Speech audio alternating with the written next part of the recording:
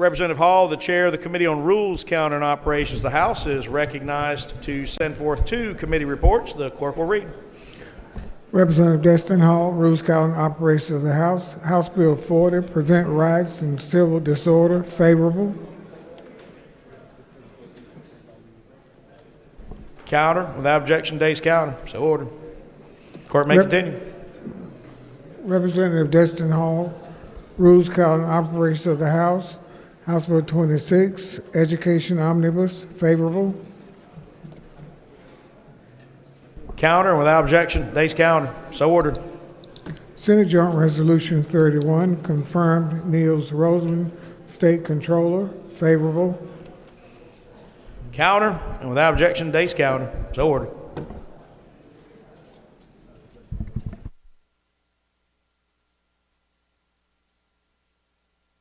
And members, as to the bills on today's calendar, there's some amendments being loaded up, so we're going to wait to do 40 until we can get those amendments done, or make sure everybody gets those loaded up. We do have another courtesy of the gallery on behalf of the gentleman from Pitt, Representative Reeder. The chair is happy to extend the courtesies of the gallery to 2 guests, Diane Ruffino and Elizabeth Widener. Would you please stand so we could welcome you over here on the left? Thank you so much for being here.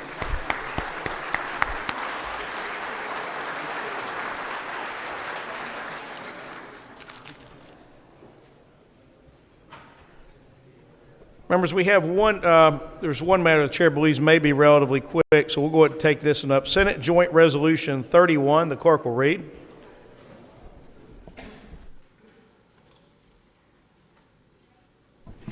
Senator Rabin, Senate Joint Resolution 31, a joint resolution confirming Niels Roseland as State Controller. General Assembly of North Carolina enacts.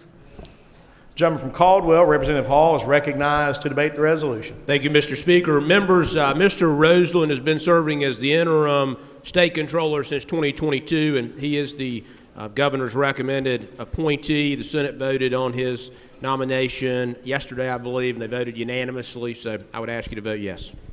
Further discussion, further debate on the matter? If not, the question for the House is the passage of Senate Joint Resolution 31 on second reading. Those in favor will vote aye. Those opposed to vote no. The clerk will open the vote.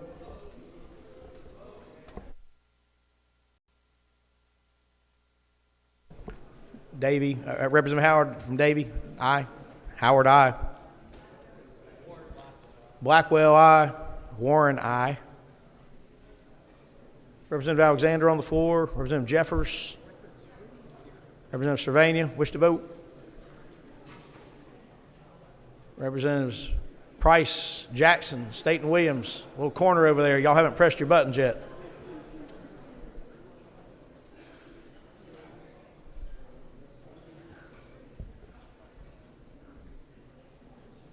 Is Representative Alexander here? I don't have a vote recorded from him yet. Representative Jackson of Cumberland, did the lady intend to vote, be the only no vote so far? He's not here, okay. Clerk will lock machine, record the vote. 117 having voted in the affirmative and none in the negative. Senate Joint Resolution 31 passes second reading without objection. Will be read a third time. The Senate resolved, House concurring. Question for the House is the passage of Senate Joint Resolution 31 on its third reading. Those in favor will say aye. Aye. Those opposed, no. The ayes have it. Senate Joint Resolution 31, having passed its third reading, is ordered and enrolled. And to the point where the chair asked a minute ago about one of the members voting, sometimes I can tell that it looks like someone's made just a simple error on it. Sometimes I'm wrong, but we'll occasionally try to ask someone. Not trying to embarrass you, but just want to make sure that's how you wanted your vote recorded. So we'll do that. Try to help you out from time to time. Just a moment. We'll see where we are on our amendments.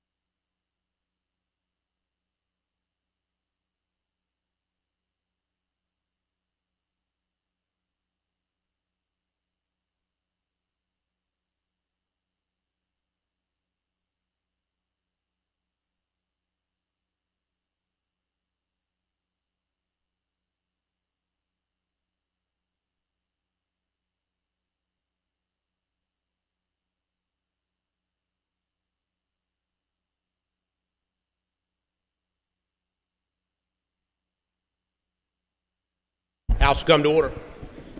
House Bill 40, the clerk will read. Representatives Moore, Sauls, Miller, and Willingham, House Bill 40, a bill to be entitled Prevent Rioting and Civil Disorder, General Assembly of North Carolina enacts. The gentleman from Cleveland, Representative Moore, is recognized to debate the bill.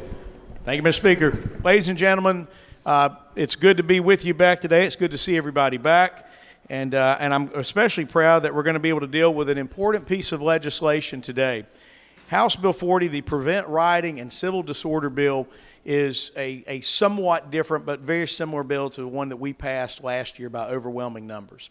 This is a bill that is designed to deal with cracking down and increasing the penalties on violent riots, on conduct that amounts to assault, damage to property, not free speech.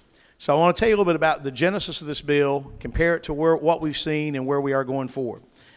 We saw firsthand here, those who were here in 2020 saw the damage that happened to this city, where rioting happened, where buildings were destroyed, where there were fires started, there was looting, there were violent assaults. In fact, one gentleman died. There was a shooting that happened, and when this happened as well. We saw these things happen all across the country, and it was very interesting that one of those key locations was right here in Raleigh. We were very lucky, in fact, that this very building that we're in wasn't damaged. A lot of the other government buildings were significantly damaged. But more importantly than that, there were a lot of people who were injured. A lot of those people happened to be members of law enforcement, happened to be first responders who were coming to fight, to render aid to folks, to fight fires, to deal with a lot of the things that were happening.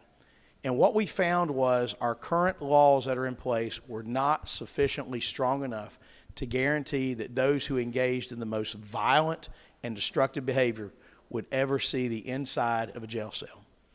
I thought that was unacceptable. I would submit to you that most North Carolinians would find that unacceptable. So what we've done is craft a bill that balances the need for safety and security with the fundamental right that every American has to protest. You know, there are many people in our society who feel like their only avenue to be heard is to protest. And you know what? That's fine. That's good. That's what makes this country great. You can look at what's happening in Russia.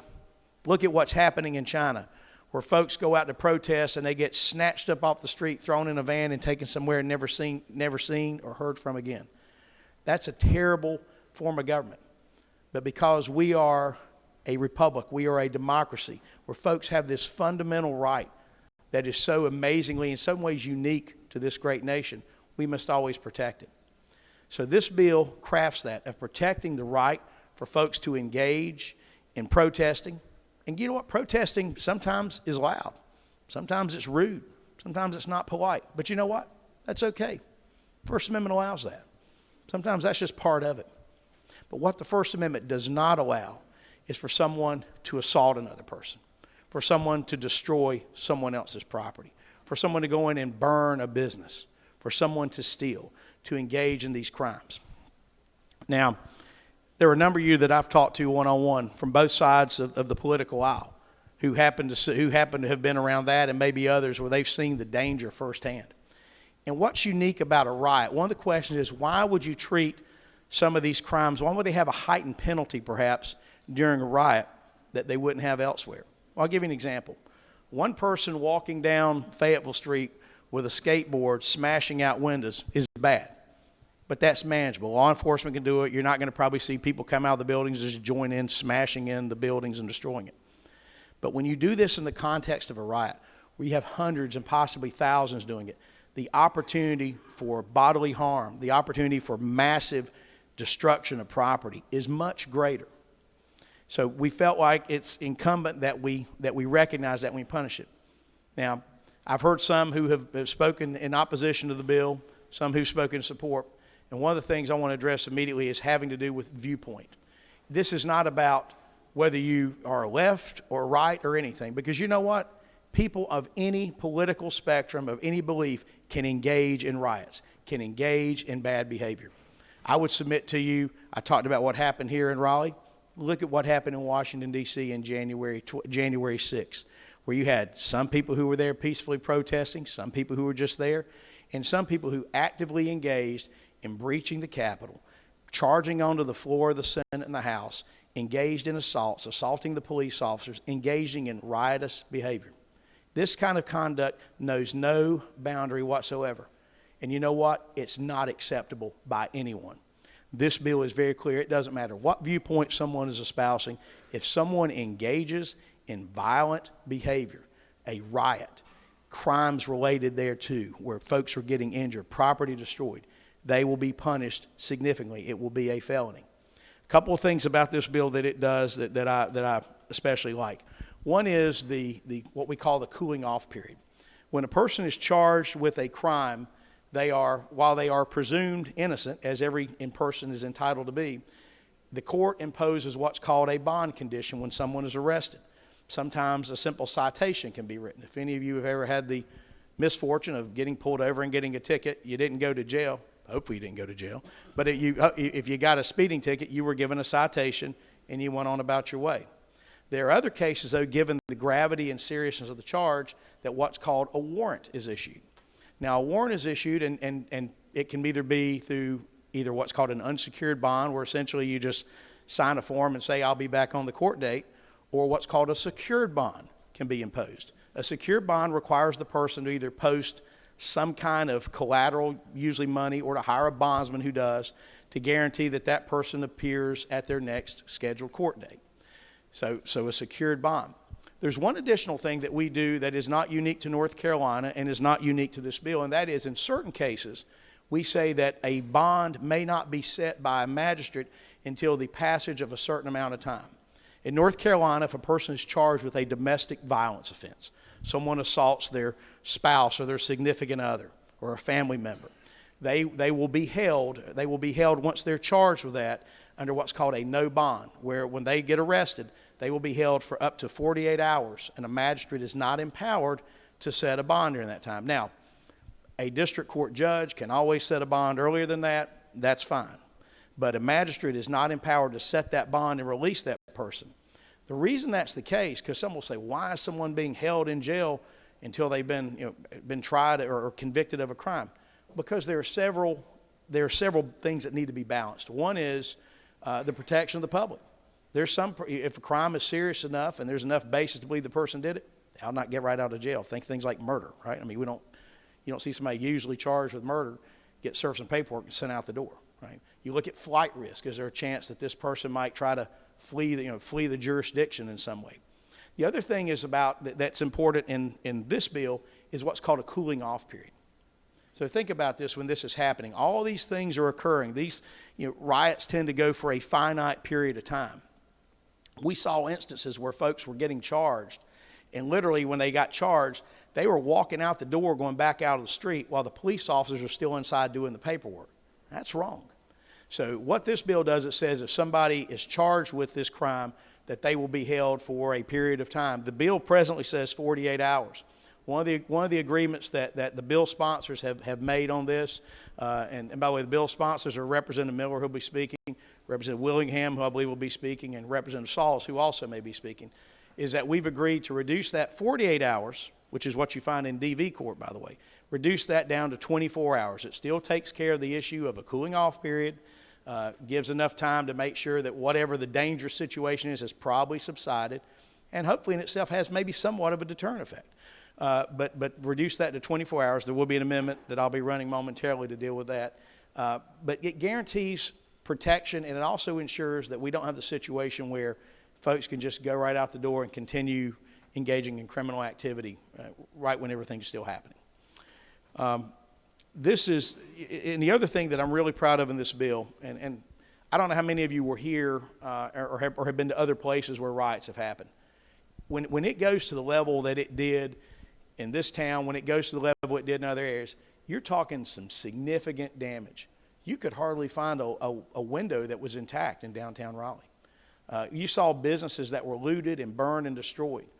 And some insurance policies exclude civil unrest and riots as a coverage. So some business owner who may have spent their whole lives building this business, may lose it all in one night and not even have insurance coverage available. So one thing this bill does is it says if a person goes out and actively engages in destruction of property, meets this criteria, that they can be held civilly liable by those who were injured as a result of it, through assaults, property damage, you name it. And that will hopefully be a deterrent for folks doing this if they realize, maybe I'm going to have to pay for this if I tear this up. And it also can be punitive damages up to 3 times the actual amounts. Again, that's something that we have in Chapter 75 of our general statutes. That is well-regarded law that has the incentive of, one, providing compensatory relief, and secondly, also provides for a punitive side to deter future such bad activity. So that's a key part of this bill that I'm very proud of that's here, that hopefully will provide greater protection to property owners, businesses, and individuals who are victims. This is a good bill. It passed overwhelmingly last time. It fell just a tad short of a override, frankly, or of a veto. Frankly, this year I hope there's not a veto. We have worked very hard to solicit bipartisan support on this bill and to deal with what really is a tough issue. Today is an opportunity to say, you know, we're going to stand up and we're going to support safety and security. That the people of this state should be able to travel, to be able to conduct business, to be able to be here free of fear of violence. This bill is a huge step toward that direction. So I'm hopeful that this bill will pass unanimously, if not unanimously, overwhelming, because this is great public policy, and this is a great bill that we can all stand behind, be together on, and pass for the good of North Carolina.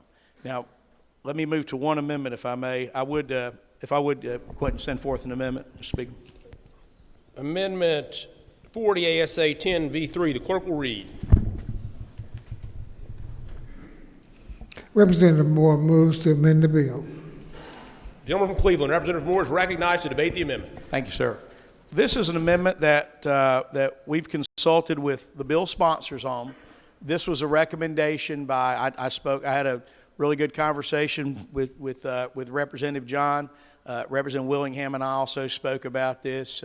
Brief conversation with Representative Morey just a few moments ago.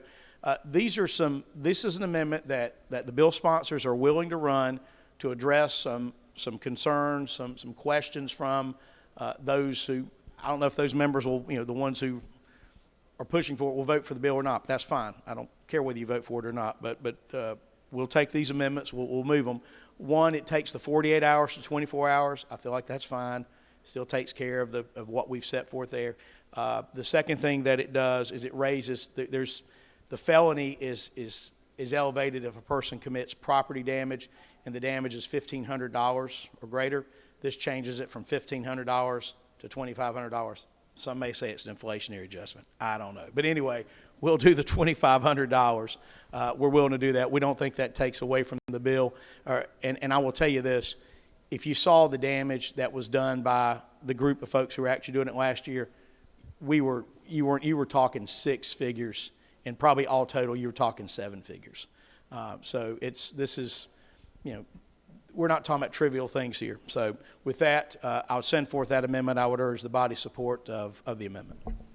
Representative Miller, does the gentleman wish to debate the amendment? Okay. Further discussion or debate on the amendment? If not, the question before the House is the passage of Amendment A1. All those in favor will vote aye. All those opposed will vote no. The clerk will open the vote.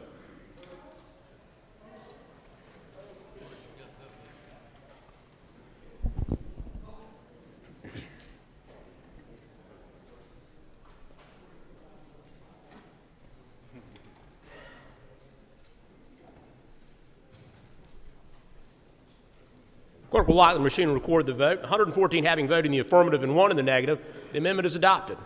Members, the chair now is going to move to Representative Pirtle's amendment. Representative Pirtle is recognized to send forth Amendment H40 ASA 7 V2. The clerk will read. Representative Pirtle moves to amend the bill. Gentleman from Rockingham, Representative Pirtle is recognized to debate the amendment. Thank you, Mr. Speaker. My amendment deals with Section 14-288.9, assault on emergency personnel and punishment. Specifically under subsection C, what my amendment does, it breaks out subsection C into 2 different subsections, C and D, just as they are recorded or written in the document. Section E states that any person who commits an assault upon a law enforcement personnel causing serious bodily injury to the emergency personnel is guilty of a Class E felony. I just increased that. My proposal is to increase that felony slightly over that which is listed under Section 288.2, where injury to a civilian that's on the scene is a Class F. Number D that I have in my amendment says any person who commits an assault upon emergency personnel causing the death of emergency personnel is guilty of a Class D felony. This again is just one class more severe than that if a civilian is has a loss of life during the course of the event. I speak on behalf of the law enforcement officers. Everybody else that is there at the scene of one of those riots is there of their own choosing. Our law enforcement brothers and sisters are there to keep the peace. And as such, as a society, I think we have a responsibility to stand behind them and protect them. So I ask for your support on this amendment. Members, the chair sees lights on from Representative Liu and Representative Jones. Do the members wish to debate this amendment? Do the members wish to debate the amendment and just hold? No. Okay. All right. So the chair will then move on. Is there any discussion or debate on the amendment? Seeing none, the question before the House is the passage of Amendment A2. All those in favor will vote aye. All those opposed will vote no. The clerk will open the vote.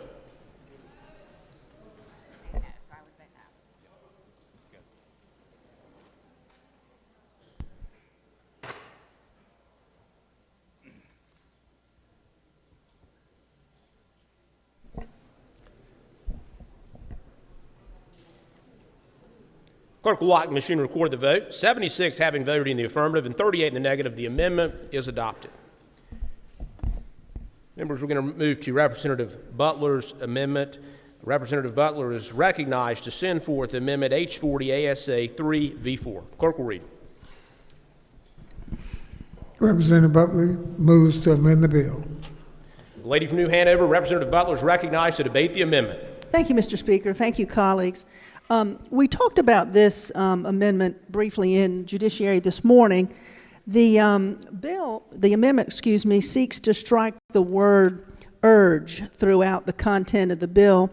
There's a recent Fourth Circuit decision, I urge you to take a look at it, it's United States versus Marcellus, in which a defendant challenged his conviction for participating in 3 white supremacy rallies. He was found guilty originally, but then exonerated because the word urge was found to be constitutionally overbroad.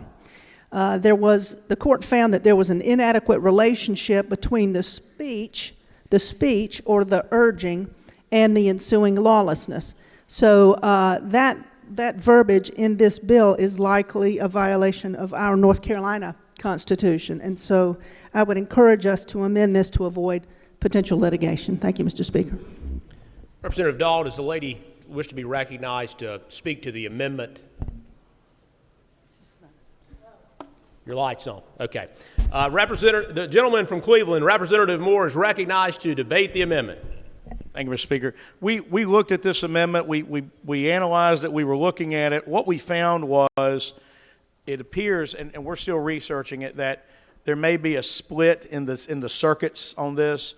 And so in terms of what the ruling is on it, what I will do is if it looks like it needs to come out, we'll take a look at it in the Senate. At this point, I would respectfully ask the members to oppose it because we're aware of that, but we think there's some conflicting information out there, and I'd really like to, and just know that language that's in there now, that's in the current law. That wasn't new language, so that's what's already in the current law.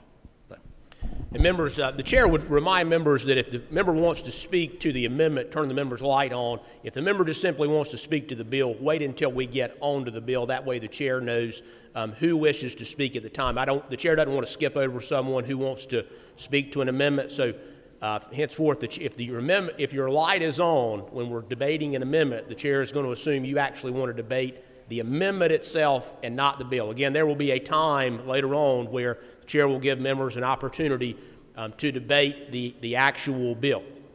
With that said, the gentleman from Wake, Representative Jones, is recognized to debate the amendment. I don't mean to break protocol, but I missed the vote on the First Amendment. I just want to record it as an affirmative on that First Amendment that was voted on. I stepped away from my desk. Is that Representative Moore's amendment? Yes, the first one that we voted on. The gentleman will be recorded as an aye on amendment ASA 10 V3. The lady from Wake, Representative Liu, is recognized. Yeah, I would like to change on the First Amendment from a no to a yes vote. Please record accordingly. Thank you. The lady will be recorded as an aye on ASA 10 V3. For what purpose does the gentleman from Mecklenburg, Representative Brown, rise? Thank you, sir. I'd also like to be recorded as a aye. I think I was speaking to someone on the floor and didn't get my vote recorded on that First Amendment, so I'd be a yes on that First Amendment. Gentleman will be recorded as an aye on ASA 10 V3. Thank you. Further discussion or debate on the amendment? Seeing none, the question before the House is the passage of Amendment A3. All those in favor will vote aye. All those opposed will vote no. The clerk will open the vote.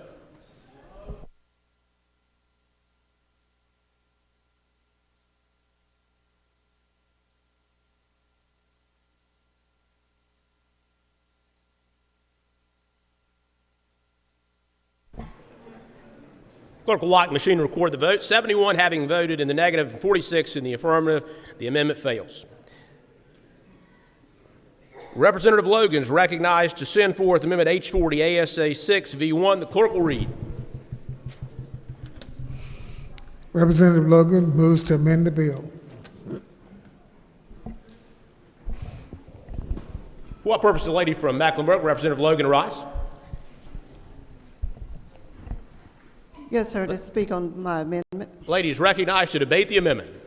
Well, it's an add-on to when anything happens, there's a public outcry for training and policies.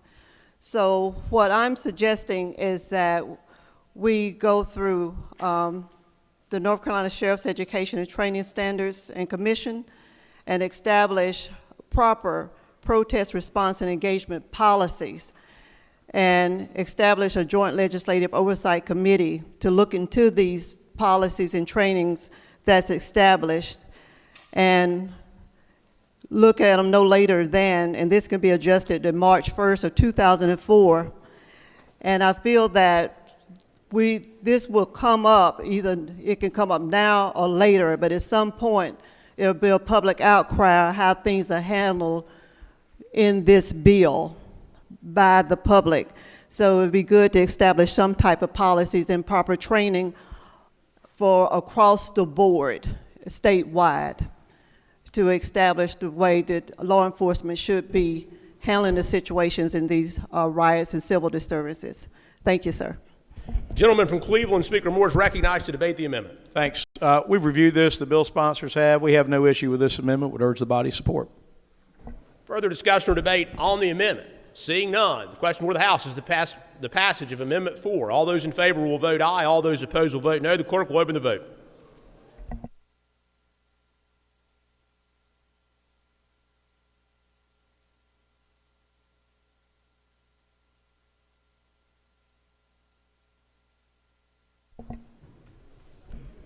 Clerk will lock the machine and record the vote. 115 having voted in the affirmative and 1 in the negative. The amendment is adopted. Representative Moore is recognized to send forth Amendment H40 ASA T V3. The clerk will read. I'm sorry, 2 V3. The clerk will read. Representative Moore amends the bill. Lady from Durham, Representative Moore is recognized to debate the amendment. Thank you, Mr. Speaker. What number is this again? This is Amendment H40 ASA 2 V3. So the one with 2 V3 on it. Ladies recognized. Thank you. These amendments, members, were presented before Speaker Moore's amendment. So this is also probably horse trading, but we're asking that the property damage go what has now been approved from $1,500 to $2,500. We believe $5,000. You can have car bumper damage, you can have a massive window out, but we're asking that it be raised from $2,500 to $5,000 to constitute a felony for this felony rioting with property damage. Appreciate your support. Gentleman from Cleveland, Speaker Moore is recognized to debate the amendment. Thank you, Mr. Speaker. Reviewing this amendment, I'm actually I'm going to ask it be displaced, but I'll tell you, I want the member to know why. I actually agree. There's part of the amendment I think is good and part I think's not so good. I like the $1,500 as opposed to raising it to, and I think actually now it's $2,500, but I think the $2,500 should stay in place.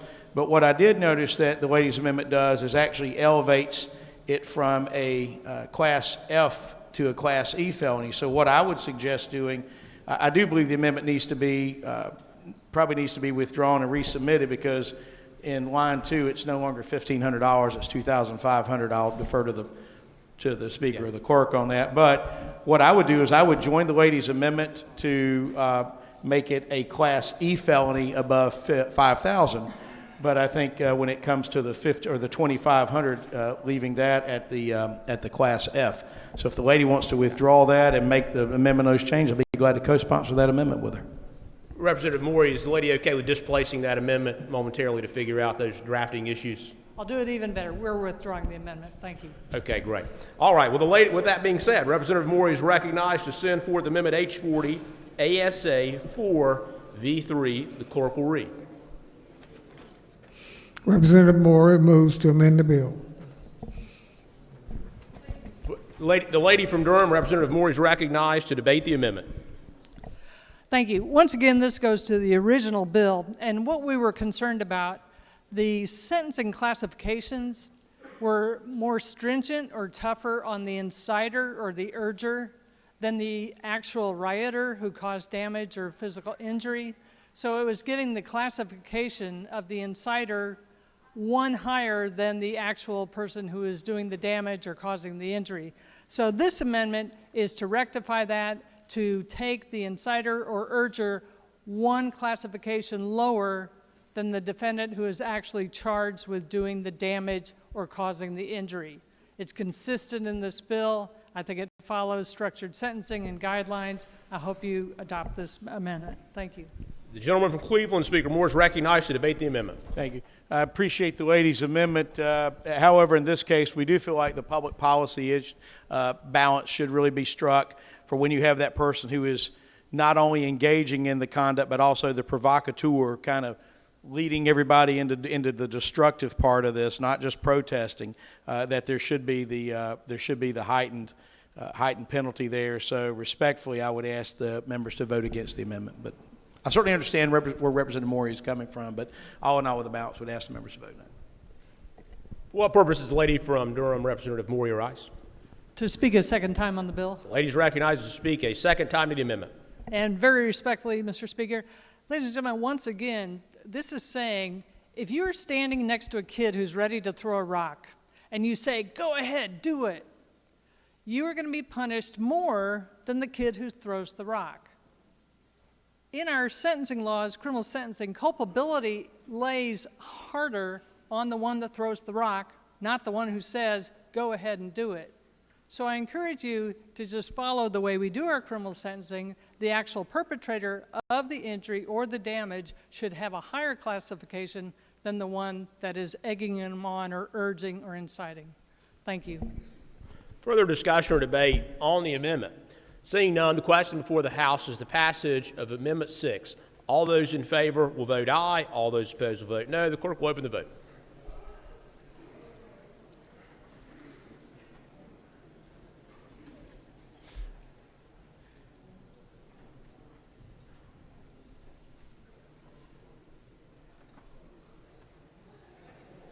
Clerk will lock the machine, record the vote. 45 having voted in the affirmative, 72 in the negative. The amendment fails. Representative Moore is recognized to send forth Amendment H40 ASA 5V4. Clerk will read. Representative Moore moves to amend the bill. Lady from Durham, Representative Moore is recognized to debate the amendment. I'm going to withdraw the amendment. Already taken care of. Thank you. Amendment having been withdrawn, that is all of the amendments that the chair is in possession of. And so we're back on the bill. So now would be the appropriate time for members who wish to debate the bill as amended to turn their lights on. For what purpose does the gentleman from Brunswick, Representative Miller, rise? To speak to the bill. The gentleman is recognized to debate the bill. Thank you, Mr. Speaker. I talked about this bill last year from a personal experience in Wilmington, North Carolina, where I was serving as Chief Deputy of Brunswick County Sheriff's Office, and we were called to Wilmington to help with the protest in Wilmington. They had protests for several days in Wilmington, and they were very peaceful. The crowd continued to grow, got up to probably 1,000, 1,500 folks on the steps of City Hall. But as the week went on, the agitators came in, and they started agitating the crowd, and there was probably 300 to 400 folks that decided they were going to take to the streets of Wilmington and cause problems. When that happened, we as law enforcement put a line between those folks that wanted to get in the streets and cause the problems and the ones that wanted to peacefully protest, because the majority of those wanted to peaceful protest, and we protected them so they could peacefully protest. But the ones that took to the streets, when I got on the street, immediately had to dodge a rock or a piece of brick or something that was thrown at us, and it made it over our front line, and I just did miss it. And as we advanced down the streets of Wilmington that night for several hours, there was no destruction like there was in Raleigh, thank God. We didn't allow it. Sheriff McMahon from New Hanover County, Donnie Williams, the police chief of Wilmington PD, and Sheriff Ingram of Brunswick County didn't allow the destruction to happen in Wilmington. I think we arrested 6 people out of all of those. We didn't just arrest the ones that came out in the street. We were picking the ones that were throwing the items at us. We had frozen water bottles thrown out of parking decks at us. We got to one intersection, and there was a car on fire. Got to another area, a police car had been destroyed. Got to one intersection, and I was standing there, and this was me standing there, and all of a sudden an explosion went off behind me, and it felt like my insides had come out. I couldn't hear, and what they had done is they had rolled like a firework mortar you see on the 4th of July, the real big fireworks, and it exploded behind us. But what I'm getting at is this bill is, there's a difference between rioting and protesting. And we protected the ones that were peacefully protesting and arrested the 6 that were causing the problems in that crowd. So I'm asking my colleagues, please support this bill. It's a good bill, and I would ask you for your support. Thank you. Members, the chair does have one other light on, but the chair would just tell the body, the majority leader, minority leader discussing right now whether a third reading would be objected to. The chair believes the speaker announced yesterday in skeletal session that if there is an objection to third reading, we would likely have session tomorrow morning at 8:30.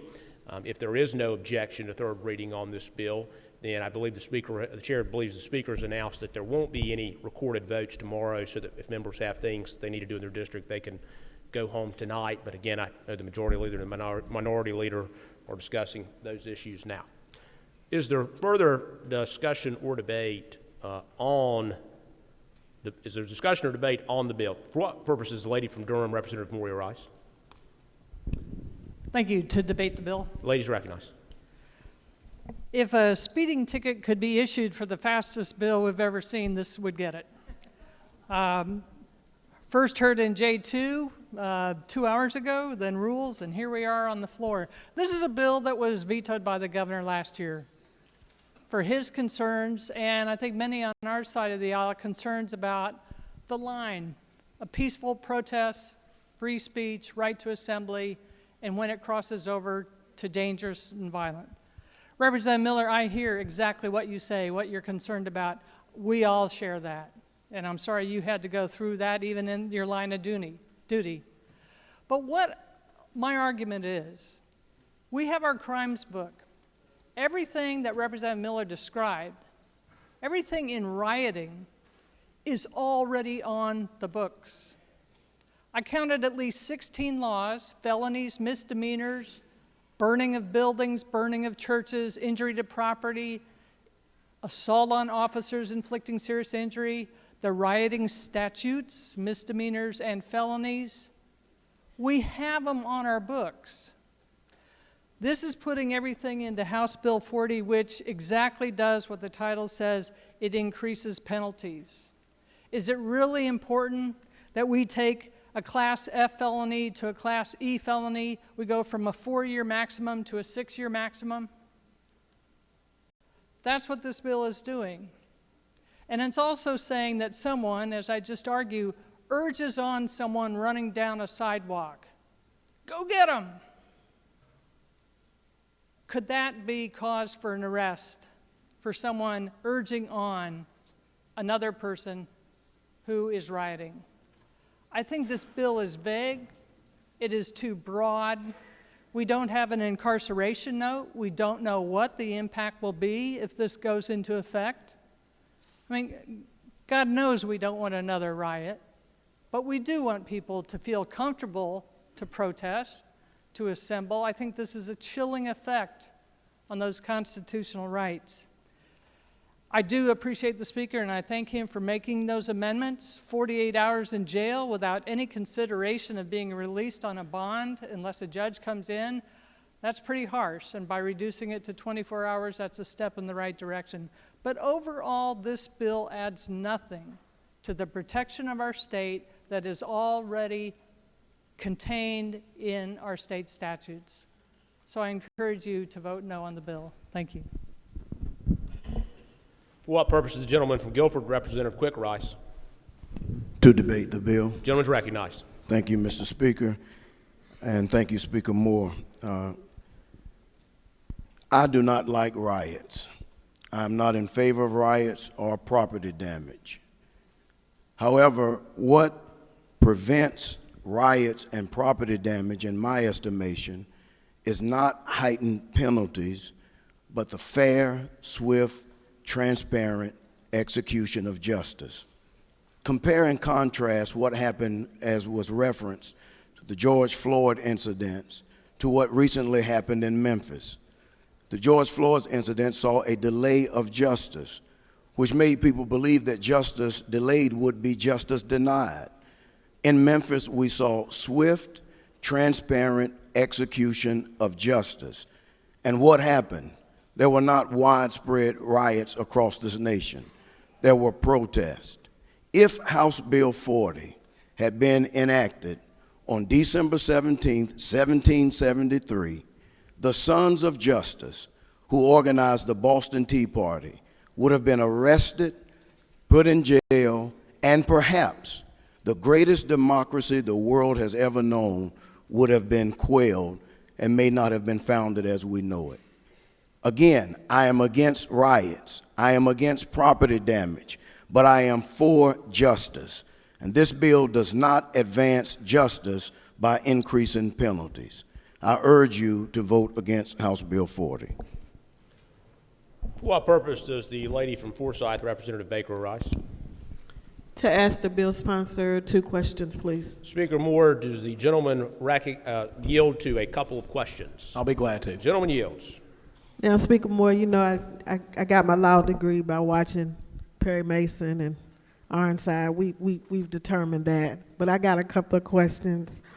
I want to know why would we only want a judge versus a magistrate to be able to post the bond? Like, what's the difference? Now, the question is, why would a district court judge be allowed to set a bond in the case where a magistrate would not? Is that the lady's question? Right. The way the bill is worded, it looks like that only a judge could do it, when I know magistrates are also able to post bond. So magistrates, in the normal course, if we said nothing here, a magistrate would be able to set an unsecured bond immediately when the person's charged. What this bill does is says for that 24 hours, for that 24-hour period, a magistrate is not empowered to set a bond. Now, a district court judge, let's say that a defendant showed up there and they had an attorney or someone reached out to a district court judge. A district court judge could sign a bond at that point. Generally, the reason more deference is given to a district court judge who's an elected official than it is to a magistrate. And you got some retired district court judges over there that might want to speak to that. But that's a recognized distinction. And just so you know, this is nothing new in terms of this concept. This is already done at a number of statutes. And the one I mentioned earlier about a domestic violence case, someone's charged with a domestic violence offense, they go to the magistrate's office. that magistrate, if it's a DV case, is not empowered to set a bond, and that person has to be held for 48 hours. But within that 48 hours, a district court judge could have set a bond if they wanted to in that case. Got it. And the Representative other, Baker, the lady is recognized to ask her second Oh, question. thank you, sir. And then would this bill also be applied to after game celebrations that sometimes turn to destruction of properties and people are injured? I mean, would this bill cover that as well? My teams haven't been winning enough games lately to matter, I guess, so I don't know. What I would say is this, is anything that amounts to a riot, if it turns into truly a riot, if as a part of that celebration, folks started burning vehicles and burning buildings, yeah, absolutely, that's a riot. So it doesn't, and that was the point I was trying to make earlier, it doesn't matter what the reason was, right? We don't ever want to engage in viewpoint discrimination where we say, okay, that we don't like what this group is saying, so we punish them, but we let this group doing the same conduct that's saying something different, that we treat them differently. That's fundamentally unfair. So what this bill says, if it amounts to a riot, which is defined in the statutes, we don't change that anywhere. That's established case law through the statutes and through case law interpreting that, what that amounts to. Those crimes that are recognized already in the same crimes book that Representative Morey held up that are spelled out there, we're not changing any of those things. But what it says, if things rise to that level and if it's a riot, because of how much more inherently dangerous it is, it can be punished. So it really doesn't matter why you're rioting. If it's a riot, and the person can be charged. Thank you, sir. What purpose does the gentleman from Wake, Representative Jones, rise? I rise to speak to the bill. Gentleman's recognized to debate the bill. You know, this place that we are in here, this chamber, is a special place. And it's good that we all get to speak our minds. And I didn't really come in here to speak on this bill, but I'm going to speak on it because of what I did for 17 years. I wore a robe, and I put a lot of people in jail for breaking the law. And I have a lot of respect for the law. Now, I'm going to go back to the way I was raised. My father told me, son, when there's trouble, you don't run toward the trouble. You run in the opposite direction. That's easy to understand. Anybody can understand that. So I am not going to waste an ounce of my energy trying to protect somebody who was in a place where a riot was going on. No. Now, does that mean I'm not a good Democrat? I don't know. I think I'm a good Democrat. Does it mean I'm a law enforcement supporter? I support lawful law enforcement, not unlawful law enforcement. But on this bill, this is just about rioting. You have to be in the place. You have to be staying in the place and tearing up people's stuff that you didn't pay for. Now, when they rioted in Raleigh and tore those businesses up downtown, I knew a lot of those people. And I had a friend told me, he said, Abe, the night after they rioted, I spent the next night in my place with a shotgun because I want to protect the business my father and I built. And I'm going to put up with it. So, if somebody gets caught in a pinch, in a riot situation, I'm a defense attorney. If your rights get abused, I will fight for you. I'm one of the some persons in this place who's actually a civil rights lawyer, and I'm proud of that. But I despise somebody who would go out and tear up another person's property that they didn't pay for and take advantage of a situation, sometimes very good protests, and they flip it. They come from other towns and come in here, like they came into Raleigh, came in to tear up stuff. That's wrong. And I want to send a crystal clear message that a good Democrat, a civil rights attorney, can support a bill that's against people rioting. That's my position. I don't like rubbing people the wrong way. I like to get along. People know me. I try to get along with everybody. So this is not personal, but that's my perspective, having worn that robe for 17 years. Rioting is a no, no, no. Thank you.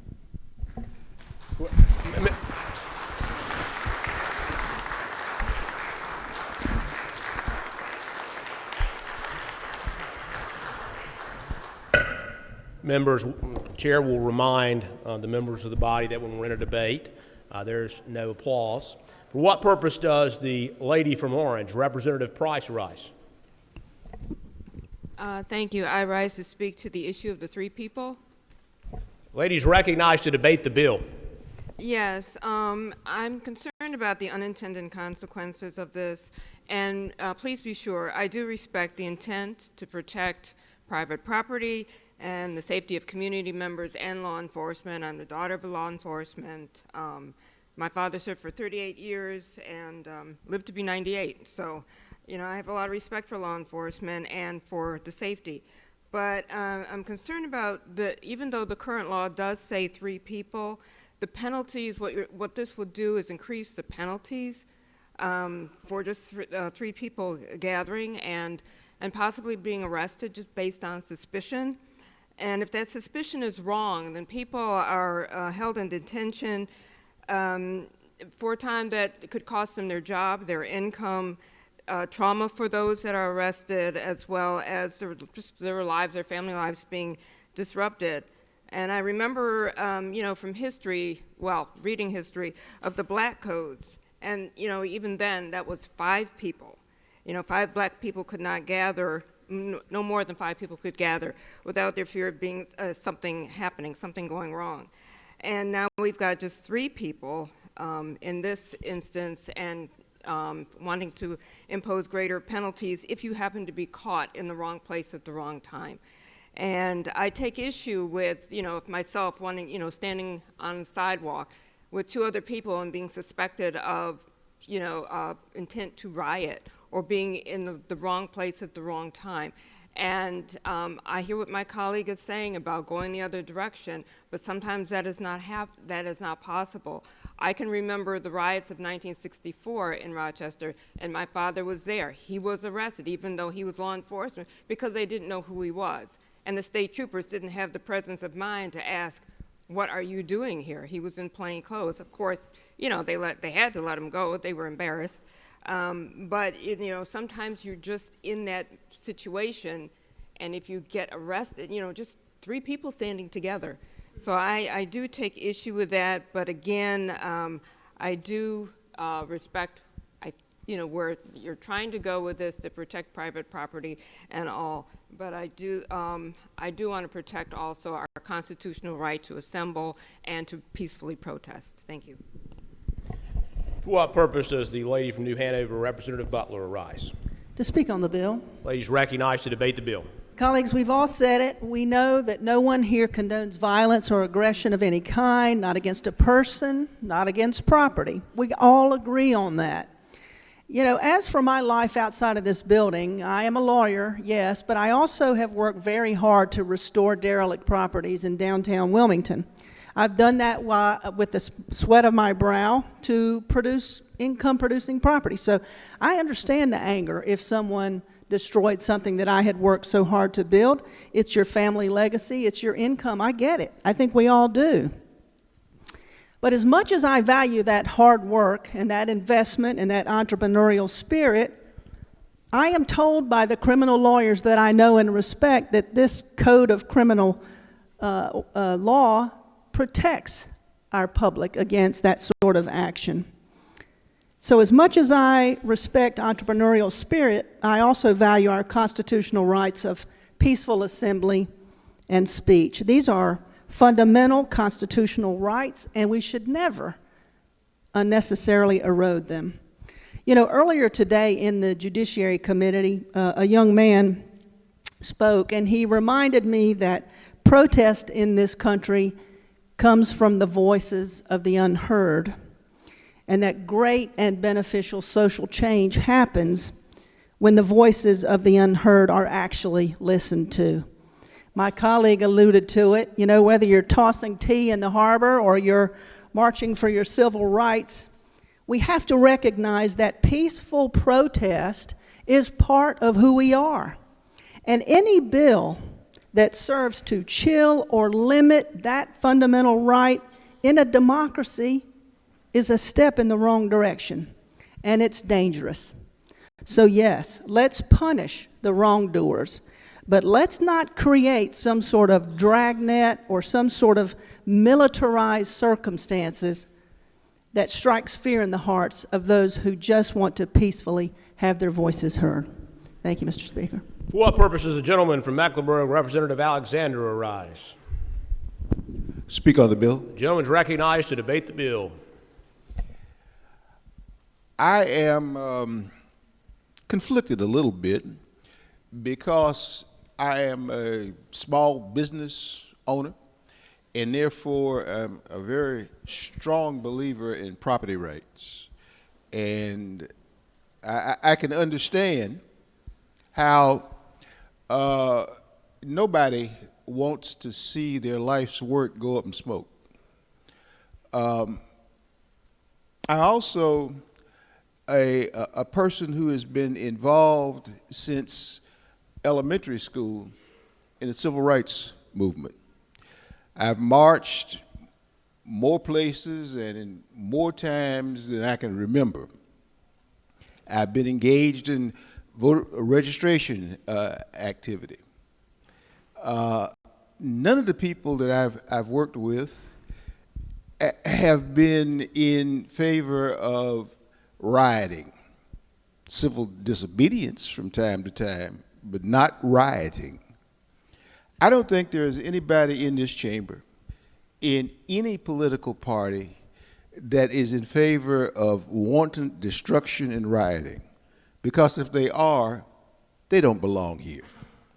That is not what we are or should be about. But I had a conversation before I came up here for today's session with a group of ministers down in Mecklenburg County, people from various faiths, various races, and they pointed out and reminded me that one of the things that they feared about this particular piece of legislation is the chilling effect that it could have on the exercise by our citizens of their rights to peacefully protest. Chilling effect. One of the key elements of a chilling effect is that because you believe that the hammer can fall down upon you inadvertently, you don't go and do something that you have a perfect constitutional right to do. You don't petition your elected officials. You don't go down to City Hall. You don't march through your neighborhood and urge your neighbors to come on and go with you. That, when we sit here and have to vote on legislation, I think we have to sometimes weigh what is more important, the protection of an inanimate object or the ability to allow our citizens to express themselves in peaceful ways. I think at the end of the day, we as legislators should come down on the side of allowing our citizens to peacefully protest as much as they want to, because we already have many laws on the books that makes riotous conduct illegal and punishable. So after talking to many folks and thinking long and hard about this, I understand the intent, and I think the intent is not nefarious, but I think it's a bridge too far in terms of its potential to chill the ability of our citizens to petition, to protest, to be Americans. Thank you, Mr. Speaker. For what purpose, the gentleman from Wilson, Representative Fontenot Rice. To debate the bill. The gentleman is recognized to debate the bill. I grew up in Southside Chicago as the son of a migrant family from central Louisiana. I grew up primarily low income with other minorities. Currently, my district is primarily filled with low income African American minorities. When I think of this bill and who it protects, what sometimes disturbs me when I hear public discourse is we lose sight of the people who will benefit from certain policy.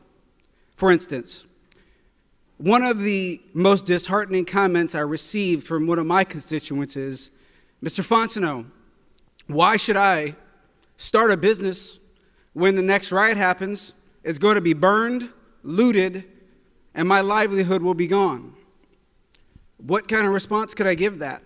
What disturbs me about the rioting that we saw in my area in Wilson was my sheriff, Calvin Woodard, the first black Democratic sheriff, had people throw bottles at him when he stood up for what was right. My mayor, Carlton Stevens, the first Democratic mayor, had people attempt to assault him when he did what was right. Our downtown, Nash Street, an African-American owned district, glass covered the floors, fire covered the areas, bricks were prepared to hurt law-abiding citizens. What I appreciate about this bill is that it protects low-income African Americans. When you look across the nation at where these riots took place, Los Angeles, Chicago, Minneapolis, black neighborhoods were the neighborhoods that were hurt. African Americans are the ones who foot the bill, not lawyers. And therefore, I look at this bill as necessary to protect the most vulnerable population, the population that cannot go to court because of money, the population who sometimes will never know the windfall of a super phenomenal wealth increase. It's a reality we must fight for. And things like this, where we are not protected by our current laws, only serve to endanger my people. Therefore, I support this bill because it protects who it should, and those that denigrate the hard work ethic of sweat, blood, and tears of our forefathers who come to build up a neighborhood so that our children can be safe, so that education can thrive, that economy can go forward. Those are the people that we should support. For those that would like to destroy it in the midst of bloodlust and chaos, may they not be protected. May they discover the full force of a law-abiding country where people that are working hard are rewarded and those that are destructive are imprisoned. I support this bill. For what purpose does the lady from Mecklenburg, Representative Cunningham, arise? Thank you, Mr. Speaker. Ladies recognized to debate the bill. I'm not going to talk very long, but I want to remind everybody in here, when you go to an event and you're in a crowd, crowds are unpredictable. That's sociology. Crowds are unpredictable. I don't care where you go, if you're in a crowd, it's unpredictable. But when it comes to the penalties, if I tell you to do it and you do it, I'm going to get more time than you are. That's not going to work, because if it's premeditated, like a murder, if you premeditate the murder, then yeah, it's a conspiracy. But in most cases, crowds are unpredictable, and when people show up, they're not premeditating in most of the cases that we've seen that they're going to tear up property and they're going to injure someone. I've been a business owner. I've been robbed in my store. My glass was broken. I know what that is, but it was very limited. Fortunately, they didn't shoot my employee, thank God, but it does happen. But in most cases, you don't see people show up with premeditation to incite or participate. It is very spontaneous. Thank you. For what purpose does the gentleman from Guilford, Representative Quick, arise? To debate the bill a second time. The gentleman is recognized to debate the bill a second time. How ironic, thank you, Mr. Speaker, how ironic it is that we stand here in the midst of Black History Month debating this bill, when had it not been for a gentleman who was arrested 29 times for violating laws, would we not be here? I'm speaking of Reverend Dr. Martin Luther King, Jr. 29 times he was arrested for laws that were at that time considered to be the laws that were on the books, but now looking back on them, we recognize they were in fact unjust laws. This nation was changed. Democracy became alive because someone like Dr. King and many others, some of whom are in this chamber, refused to capitulate to unjust laws. You can raise the penalty for some things as high as you want to, but injustice is intolerable. And there are some people who are willing to fight for injustice, fight against injustice rather. How ironic it is that we debate this bill right now, which studies have shown there are 81 of these bills across the nation. This is not simply because of what happened in Raleigh. This is a playbook. There are 81 bills like this across the nation, and studies have shown that when they have been applied, like most laws, they have been unjustly applied. So I cannot sit here and overlook the irony that had it not been for a man who refused to follow unjust laws, some of us would not even be sitting here. For what purpose does the gentleman from Union, Representative Arp, rise? I'd like to speak on the bill. Gentleman's recognized to debate the bill. I wasn't going to speak on the bill, but my good friend, I appreciate you mentioning Dr. King. I grew up in the area where I learned from him. I admire him. I grew up where I was different because of him. But one of the hallmarks of what Dr. King talked about was not protesting unjust laws, was how you protest. What this bill talks about says that we have a constitutional right to protest, absolutely. To speak vehemently on unjust laws. But you cannot destroy or riot in the process. That was anathema to Dr. King. That is the power of what Dr. King brought that was inescapable. To stand up and speak for what you believe in is right and justice without doing the very same thing that you are protesting. And that's the unjust destruction of another's property. I like this debate. I think it's critical, and there are a lot of different perspectives, and I respect all the debate. But make no mistake about it. This is not about chilling lawful protest. What this is about is a recognition that when unlawful protest occurs, people are hurt. I'm supporting this bill. Thank you. For what purpose does the gentleman from Cumberland, Representative Lucas, arise? To debate the bill. The gentleman's recognized to debate the bill. Thank you, Mr. Speaker. I'd like to, first of all, begin, if I may have permission, to ask a question of Representative Morey. Representative Morey, Does the lady yield to a question? I do. She yields. Representative Moray, I think early on in this discussion, I heard you mention that we have several laws right now that are sufficient to cover rioting. Is that your opinion? Yes, it is. Is it also a fact that that is true?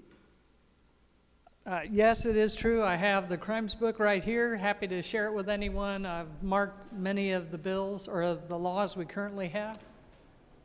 Thank you. The gentleman continues to have the floor to debate the bill. Thank you, Mr. Speaker. We've sat here and we've debated this long and hard.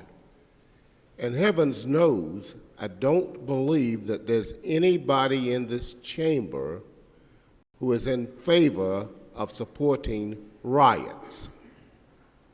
I vehemently protest any rioter.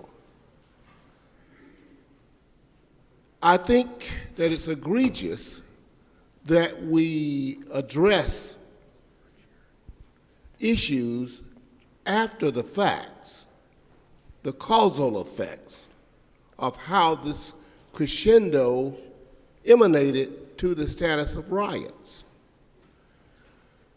Folk don't generally riot because they want to riot, and if so, God knows that's a raunchous criminal. Folk generally get involved in that as a result of overheated emotions. I'd like to have those dispelled. The bill that we are intending to address here, I could vote either way because I certainly see the merits of that. But I think the genesis of that was a situation that began in Minneapolis that was not addressed as it should have been. We had an example of a situation that was addressed a couple weeks ago. Protests, but no riots. Ladies and gentlemen, we live in a civil society. If we continue to approach and address circumstances in a civil manner, there'd be no need for this bill. I urge us to let's all treat human beings as human beings and respect them and lend them the dignity that they ought to have. I appreciate your diligence, Mr. Speaker. Members, the chair is in possession of another amendment, and because we're at the beginning of session now, and the chair believes that we've got about a quarter of our body that is new this time around, the chair would remind members on Rule 43 dealing with amendments that when a member has an amendment, the member should take their signed copy of the amendment to the principal clerk, which is the gentleman sitting to my right, and then the member should take a copy of that amendment and put it in the box right here in this first row of desk. Rule 43 says that the member has to give a copy to the rules chair. Typically, I'm sitting down there. You put that in my box or hand it to me.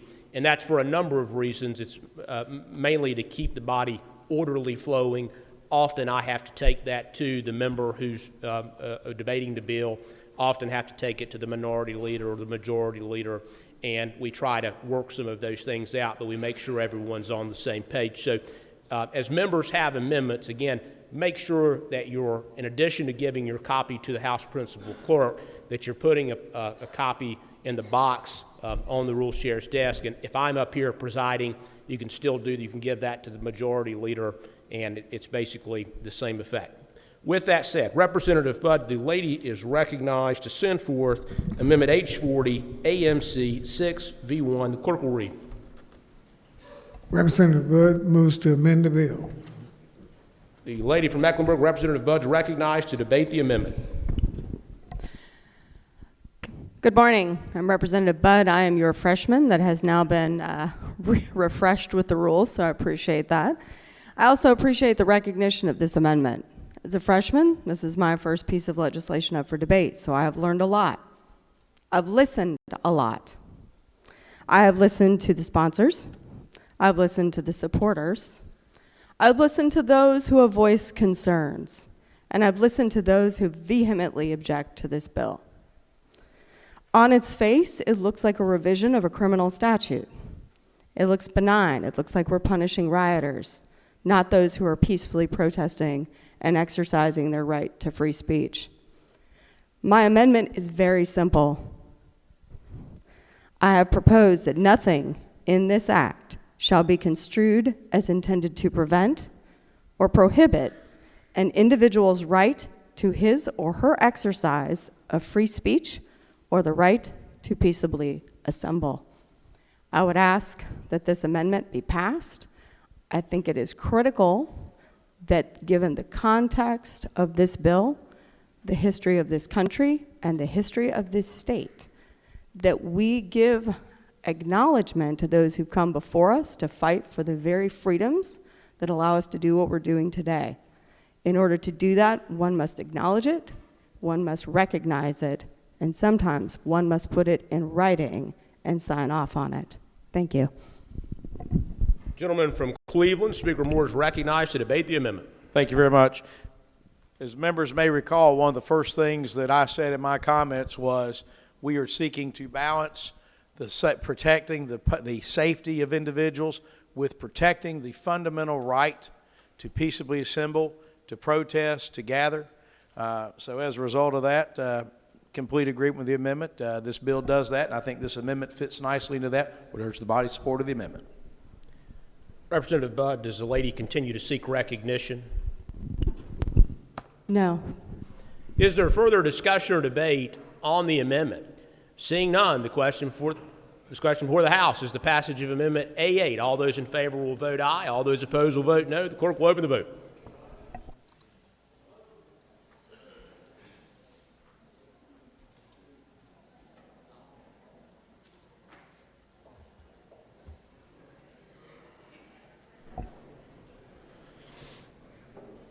Clerk will lock the machine and record the vote. 117 having voted in the affirmative and none in the negative.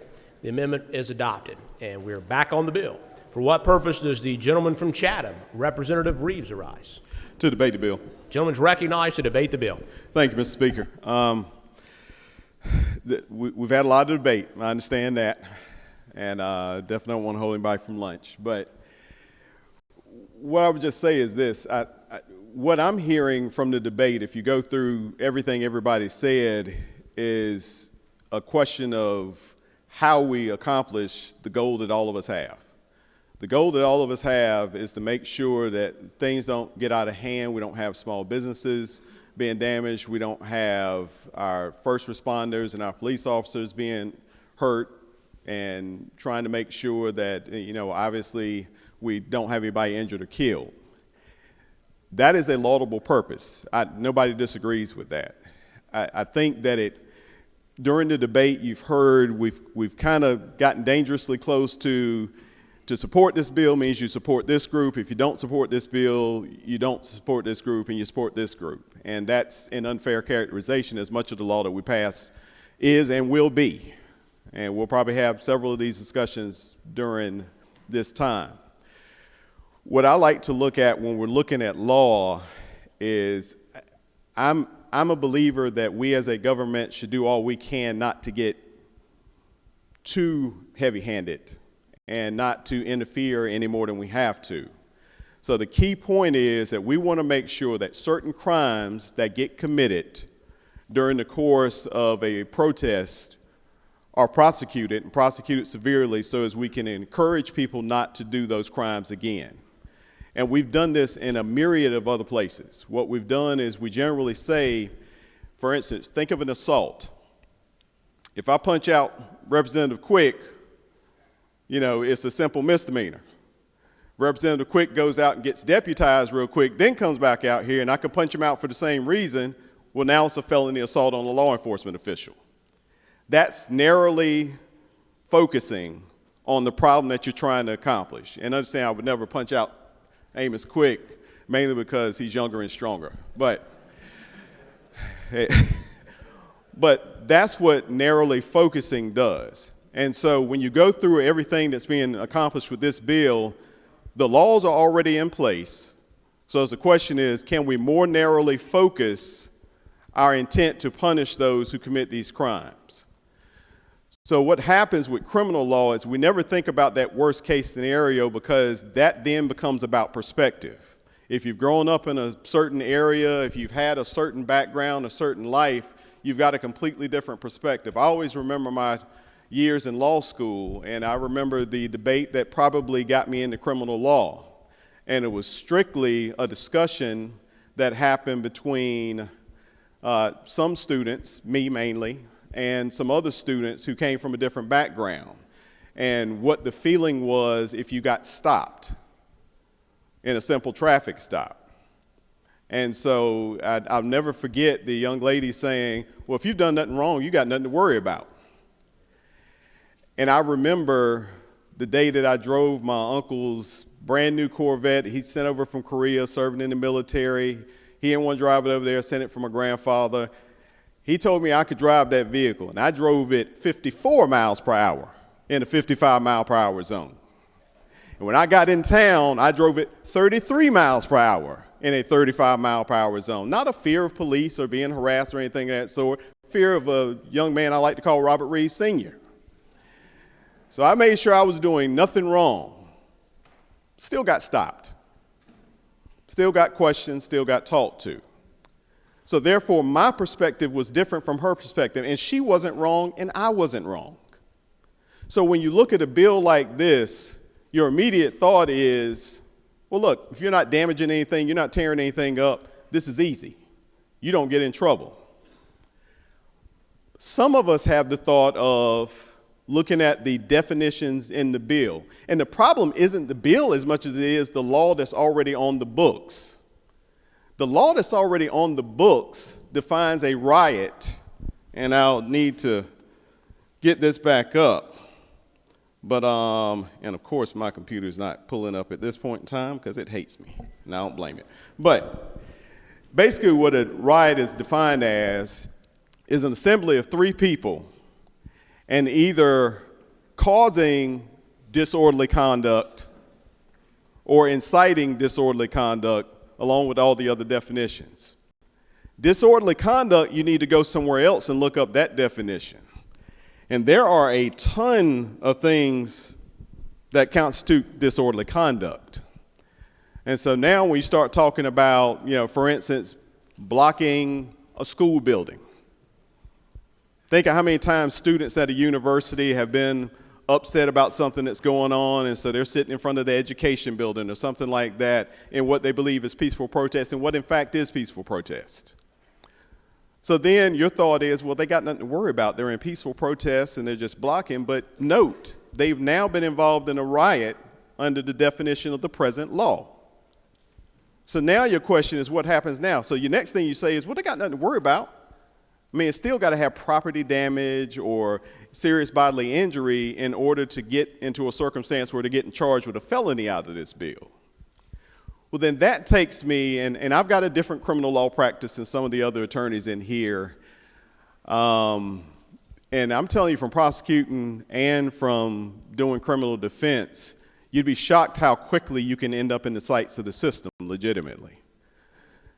One of the laws that I always used to have a tough time with as a prosecutor was felony murder. Why is that relevant here?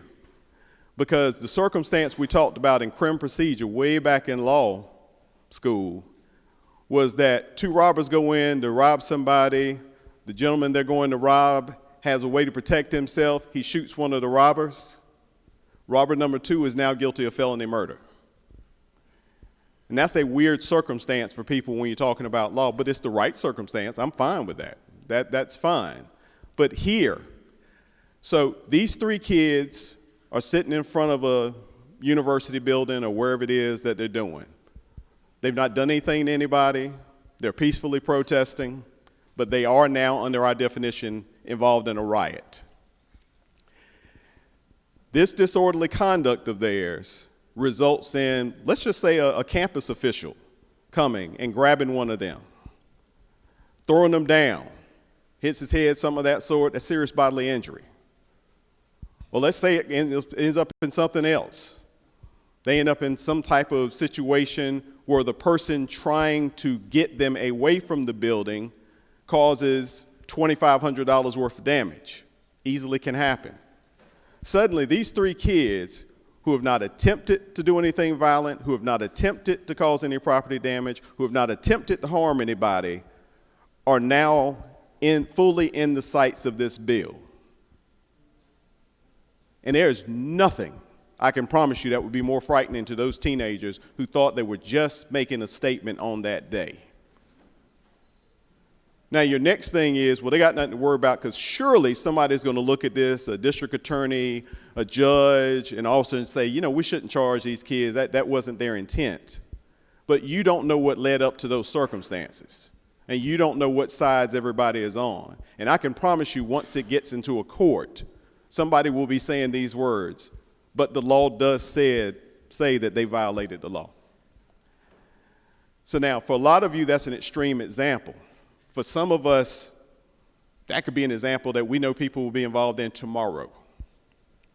And as a long ways of getting to, this is about perspective.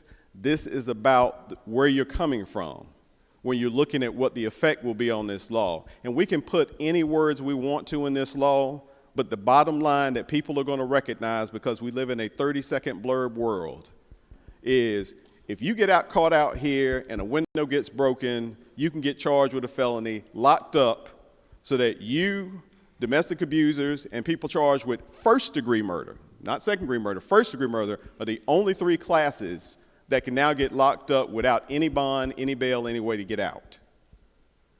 And whatever consequences come with that, and then you're dealing with trying to protect yourself from a felony.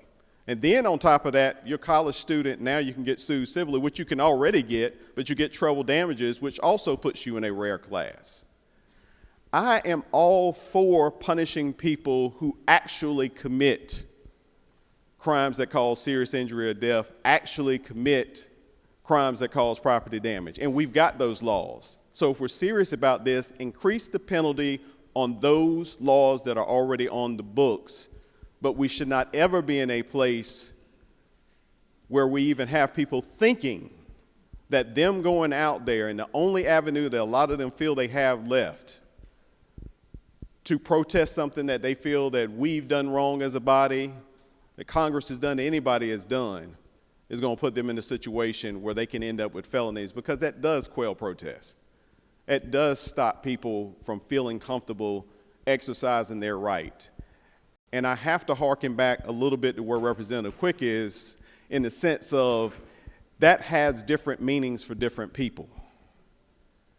And I take strongly the right that we have to protest, the right that we have to have our voices made, because I can tell you, it's hard for a lot of people to get into politics. God knows we go 2 years now at a time for the biennium. You can't put regular Joe up here that's working every day. Just can't, not for long periods. People feel like they don't have a voice. We've got to allow them to have a voice when they disagree and dissent. And some of us have to be voices for those people. So we don't ask you to vote against this because you want to not protect law enforcement, not protect small business owners, property owners. That's not what it's about. It's about crafting this legislation so that it has a very directed purpose that accomplishes the goal that all 120 of us have. So whatever you vote, I hope that you will consider voting no, but whatever you vote, this is our first bill. Let's walk out of here understanding this isn't about somebody being on this side or that side. This is about us looking and thinking about the constituents we in particular represent and how this could affect them, how they feel, and how they think. And a continuing theme you will hear from me starting today, was all last session, is I think it's so important that our people trust us as a government. And it is so important that we repair that trust. And sometimes what that requires is for us not to do some of the things we'd like to do and the way we'd like to do them in order to rebuild that trust and to rebuild that care and concern and belief in our justice system and our government. So I would ask you to consider voting no. Members, without objection, Representative Torbett of Gaston will be recorded as having voted aye on Amendment H40 AMC 6V1. Without objection, so ordered. For what purposes the gentleman from Catawba, Representative Adams, rise? Debate the bill. Gentleman's recognized to debate the bill. Mr. Speaker, what I'm hearing here, and it's been great to hear the comments and the discussion that's going on, is that these laws exist. They're already here. And what we're doing here is we're bundling these laws into a bill that expresses the opinion to the people who want to protest and some who might riot that these are the rules that we're going to operate under. We've put all of the laws that already exist together, and we've affirmed some behavior and we have condemned others. So to me, this sends a more clear message to the public about the behaviors that we wish to see and the behaviors that cross the line. So I'll support this bill. I think this moves us in the right direction. Further discussion, further debate on the bill? Seeing none, the question before the House is the passage of House Bill 40 on its second reading. All those in favor will vote aye. All those opposed will vote no. Clerk will open the vote.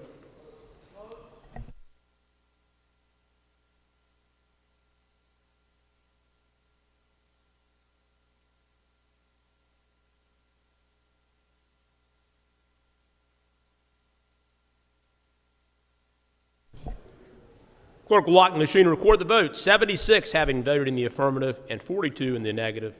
House Bill 40 has passed its second reading and without objection will be read a third time. General Assembly of North Carolina.